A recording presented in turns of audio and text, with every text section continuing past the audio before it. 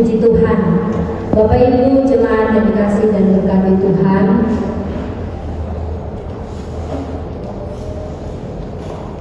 tema perenungan kita pada penutupan pekan keluarga pada saat ini ialah keluarga yang hidup bagi Tuhan. Keluarga yang hidup bagi Tuhan. Saudara, Bapak Ibu jemaat yang dikasihi dan diberkati Tuhan, keluarga Kristen dipanggil untuk hidup bagi Tuhan.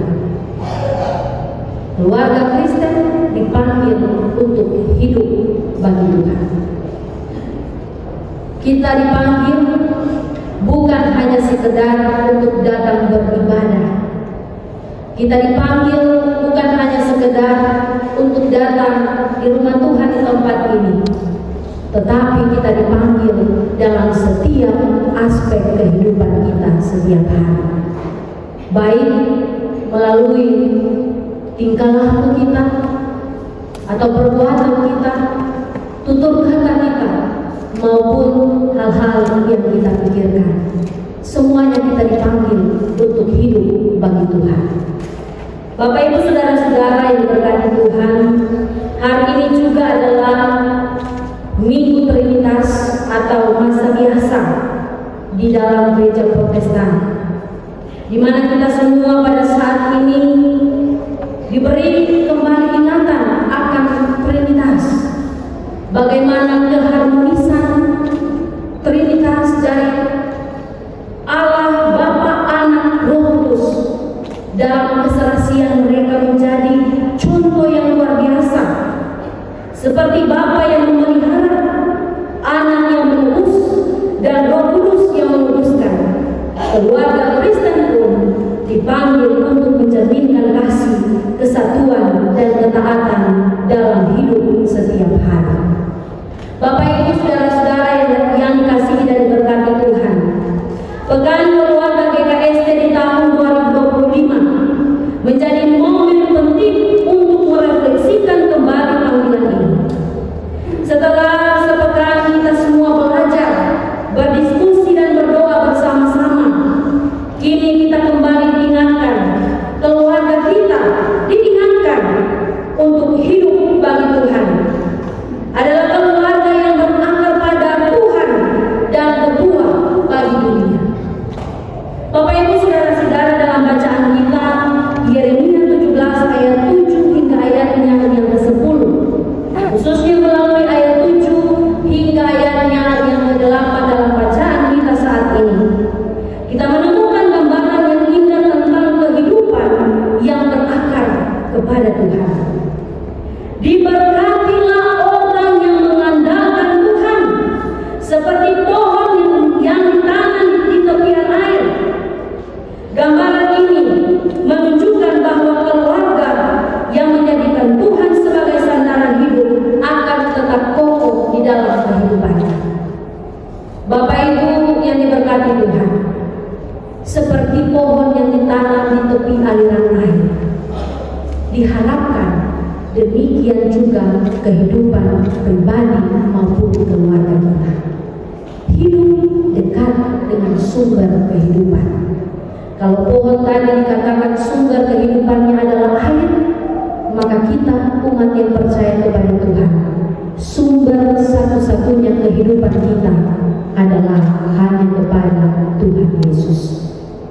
Bapak Ibu saudara-saudara, seperti halnya pohon tadi yang ketika berbagai musim berlalu terlewati dengan baik, sekalipun musim kekeringan, musim panas, dia tetap berbuah, menghasilkan daun yang hijau yang indah, tumbuh kokoh, karena dia berdekatan dengan sumber kehidupannya, yaitu air. Demikian juga kehidupan kita sebagai keluarga Kristen. Kalau hidup kita terpusat, terfokus hanya untuk Tuhan, hanya bagi Tuhan, badai sekalipun yang menerpa hidup kita tidak akan membuat kita patah. Bapak Ibu saudara-saudara, beban pergumulan yang berat sekalipun, beban yang mungkin tidak mampu kita pikul sekalipun,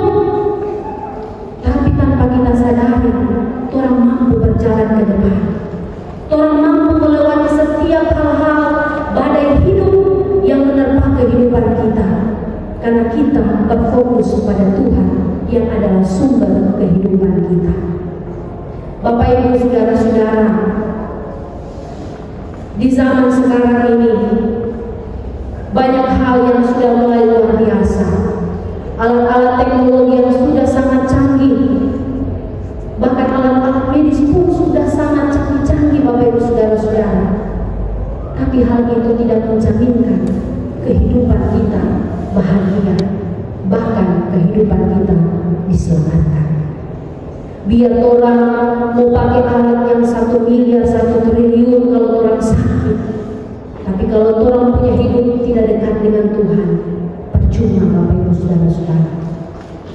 Tapi kalau cuma dengan doa, orang minum air hangat, orang punya persekutuan dengan Tuhan semakin dekat, penyakit yang luar biasa sekalipun orang bilang kacang-kacang, orang tidak merasa. Karena apa? Kita melibatkan Tuhan di dalam setiap aspek kehidupan kita. Bapak Ibu saudara-saudara yang dikasihi dan diberkati oleh Tuhan, sebagai kesaksian dalam hidup bergereja, khususnya bagi saya secara pribadi, kurang lebih 2 tahun melayani di kelompok kebaktian Efata Kampompa. Bapak Ibu kita tahu bersama bahwa di sana ada 12 kakak yang puji Tuhan setiap tahun bertambah 1 kakak, sampai hari ini 12 kakak. Begitu banyak hal yang luar biasa dilewati oleh jemaat di sana Bapak Ibu saudara-saudara. Hal-hal yang tidak mudah, tetapi oleh karena Tuhan hadir di tengah-tengah persekutuan gereja, ketika gereja bertumbuh dan berakar bersama dengan Tuhan, tantangan yang luar biasa sekalipun tidak memusnahkan jemaat kelompok kebaktian Efata Kampompa. Oleh karena topangan kasih dari semua jemaat Tuhan, khususnya yang ada di Klasis Poso Kota, bahkan kita yang ada di jemaat Maranatha Kaua, Efata Kampompa masih bisa ada untuk memuji dan memuliakan nama Tuhan. Bapak Ibu, kalau tadi saya lihat di warta jemaat, ada di situ iuran pemasukan jemaat. Kalau saya mau bandingkan dengan Efata Kampompa, Bapak Ibu jemaat Tuhan, 1 minggu itu syukur-syukur 200.000, biasa tidak sampai 100.000. Tapi puji Tuhan, hal yang luar biasa saya saksikan di jemaat Efata Kampompa adalah kebersamaan.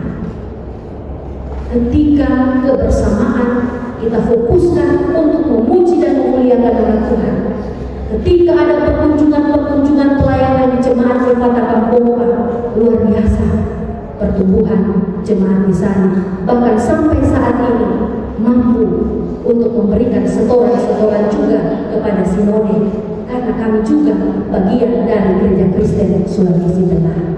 Terima kasih Bapak Ibu saudara-saudara. Ini adalah pembuktian bahwa kehidupan kita semakin berakar di dalam Tuhan, bahwa kita hidup sebagai gereja adalah sebagai berkat bagi sesama kita dimanapun berada, bahwa tugas panggilan kita adalah untuk menunjukkan tanda-tanda kerajaan Allah di muka bumi ini. Bukan hanya bagaimana kita mampu mengembangkan diri pribadi kita, bahkan jemaat kita, tetapi kita dapat melihat jemaat-jemaat yang membutuhkan kekuatan, uluran tangan. Bapak Ibu saudara-saudara yang dikasihi dan diberkati oleh Tuhan, dan saya percaya oleh karena Tuhan Yesus, sampai kapanpun gereja Tuhan tidak akan pernah musnah. Sekalipun ada begitu banyak yang mengrombol kehidupan kita, yang menempa kehidupan kita dalam persekutuan di dunia ini, kalau Tuhan terus beracara, Tuhan terus hadir di tengah-tengah kehidupan kegerejaan ini, apapun itu, gereja akan tetap bertumbuh di dalam iman dan percaya. Amin Bapak Ibu saudara-saudara. Dan kita percaya Bapak Ibu saudara-saudara, sekalipun ada begitu banyak pertemuan hidup yang kita alami hari ini, sekalipun mungkin orang-orang tua kita yang sudah lanjut usia memiliki kekhawatiran yang luar biasa ketika masa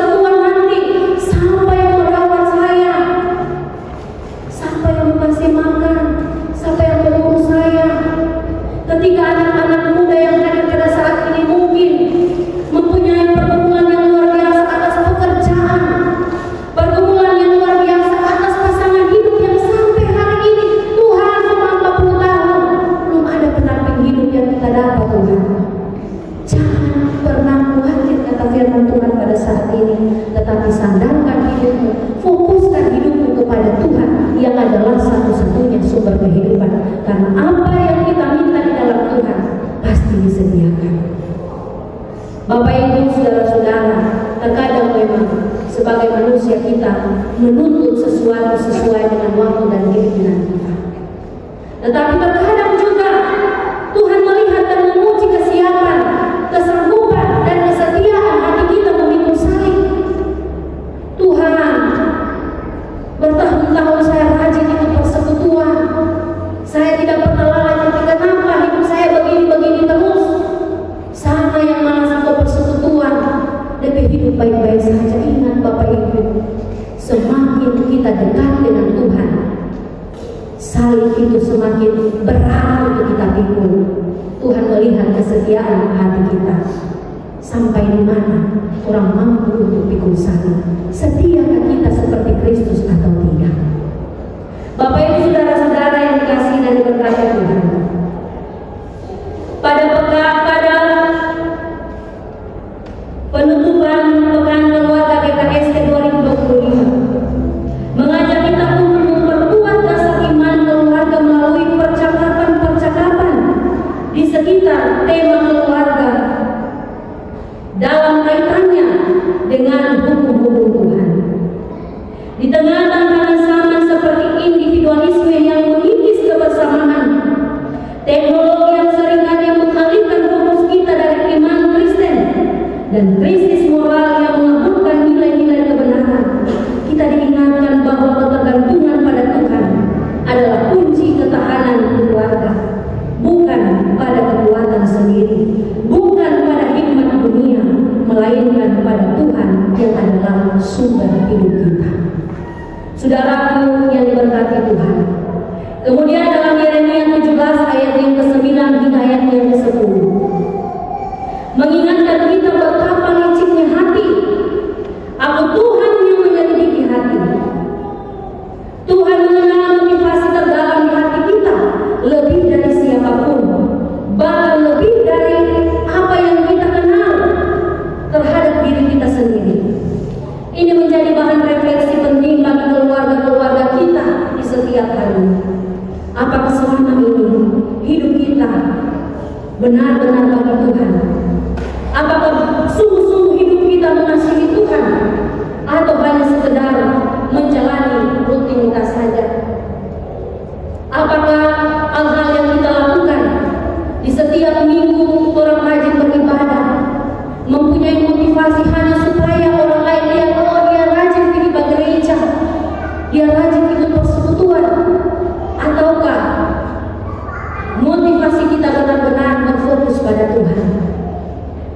Bapak Ibu, saudara-saudara, di dunia yang semakin modern ini, banyak orang Kristen yang salah mengartikan makna hidupnya, bahkan dalam mengikuti setiap persekutuan. Motivasi-motivasi yang keliru sering banyak terjadi dalam kehidupan orang-orang Kristen akhir-akhir ini, di mana dalam persekutuan ibadah, orang-orang rajin datang beribadah bukan untuk berfokus pada Tuhan, tapi berfokus pada manusia, berfokus pada penilaian orang lain, ajang pamer, menunjukkan kelebihan.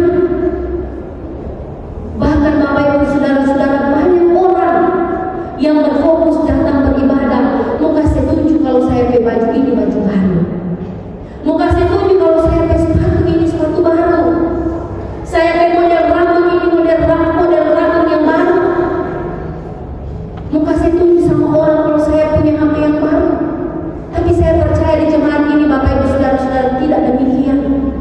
Tapi banyak orang-orang Kristen di luar sana memiliki motivasi yang lain dalam persekutuan ibadah. Bapak Ibu, saudara-saudara yang dikasihi dan diberkati oleh Tuhan, karena itu mari kita ingat, Tuhan mengetahui setiap motivasi. Tuhan melihat setiap hati kita. Mau di mana orang pilih, mau di mana orang bersembunyi, Tuhan lihat hati kita. Bapak Ibu saudara-saudara yang berkati Tuhan. Kemudian dalam bacaan kita yang kedua, Filipi 4 ayat yang ke-8 hingga ayat yang ke-9. Rasul Paulus dalam Filipi 4 ayat yang ke-8 memberikan pedoman yang jelas tentang bagaimana seharusnya pikiran seorang Kristen itu terbentuk. Bagaimana kehidupan kita berfokus kepada Tuhan yang adalah satu-satunya sumber kehidupan kita, yaitu dengan memikirkan semua yang benar, memikirkan semua yang mulia, memikirkan semua yang adil, semua yang suci, manis, sedap didengar, kebajikan, dan semua yang patut dipuji. Inilah seruan untuk menyelaraskan seluruh pola pikir dengan nilai-nilai kerajaan Allah di tengah-tengah dunia ini.